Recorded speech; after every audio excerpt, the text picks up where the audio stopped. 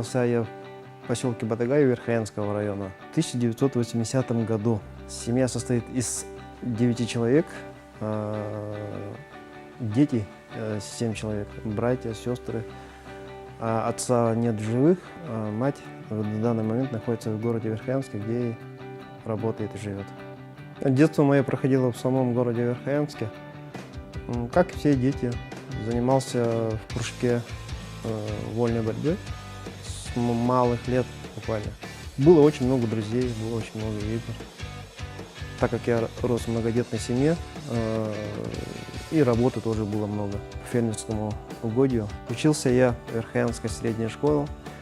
С 1 класса по 11 класс заканчивал именно в Верхоянске. В перерыве где-то с 8 по 9 я учился в Амгинской средней школе. Ездил туда по направлению заниматься вольной борьбой.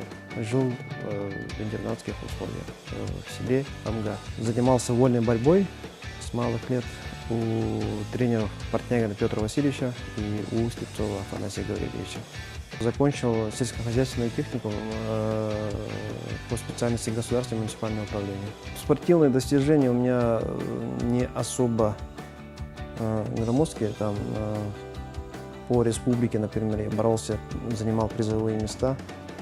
В Санкт-Петербурге боролся, там тоже призовые места занимал. Я с детства читал очень много, и постоянно у меня литература была такая, что к спортивным вершинам, как все маленькие мальчики, я грезил о победе на Олимпийском. Были у меня книжки, и там было про разных героев, разные судьбы. У меня сейчас растет сын, 4 годика. Думаю, что он горд сейчас за папу. Все медали, которые и призы, которые у меня есть, я все ему передал. Кажется, что он понимает, он очень рад всем рассказывать, какой у него папа. Это очень радует меня, как папу.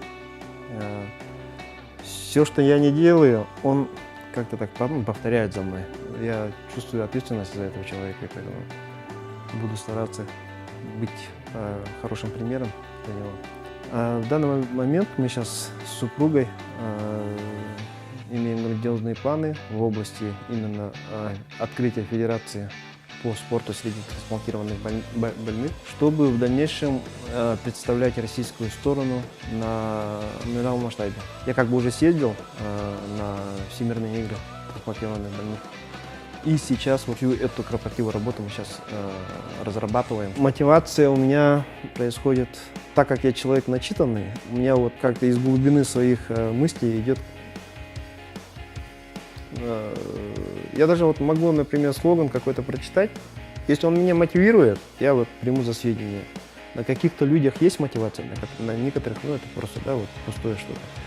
Мотивируют меня люди, которые занимаются усиленно спортом, мотивируют олимпийские чемпионы, мотивируют люди, делающие добро, люди, приносящие какую-то пользу, вне зависимости от какого-то своего положения, вне зависимости от каких-то финансовых затруднений. Самый любимый отдых – это рыбалка. Была бы охота, но в связи со здоровьем я не могу выехать за пределы. Друзья меня возят в Усалдан, в Амгинский район. Детские мечты, они нереально большие.